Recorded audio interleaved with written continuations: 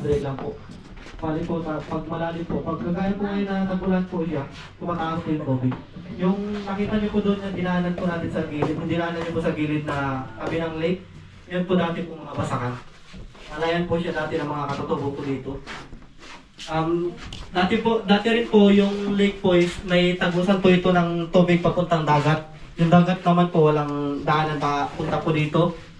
Ngayon po, kaya po yung tubig nagalalim po kasi yung daanan po na ilog na yon, nasaraduhan na po siya. Nung nagkaroon po ng mga dayo dito, tapos nagkaroon na po ng kaingin, pinagkaingin na po ng mga dayo yung gilid ng lake.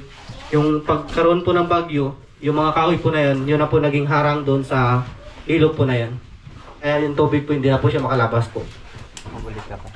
Ito naman po yung native po na fish dito sa lake. Ito po, kilala niyo po itong dalawa na to eh. Pait po ito siya eh. Tawag po, paitan. Yung pinagkaiba niya lang po kasi yung kulay niya po.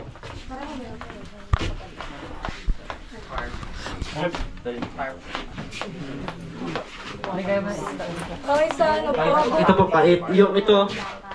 Pugaro. 138 na species na ibon, ito lang po yung nakalagay. Tapos yung sa mga story po ng lake, dito naman po sa likod. Dati po talaga, yung iba po nagsasabi rin po na dati po merong vulkan po dito sa lake.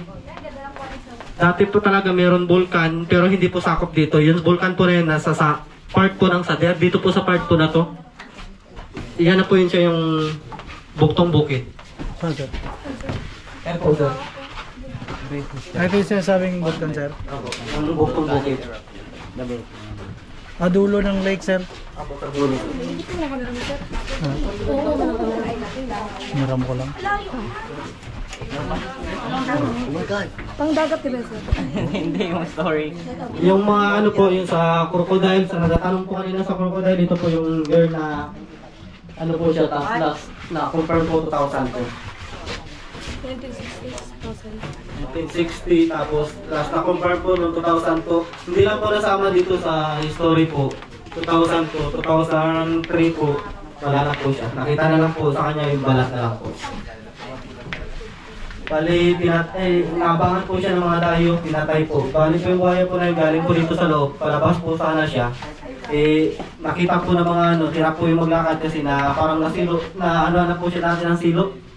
Putol lang po yung paa niya, kaya matagal po siya maglakad, kaya napatay po siya ng mga dayo. Ito po yung last na confirm na may wire po dito.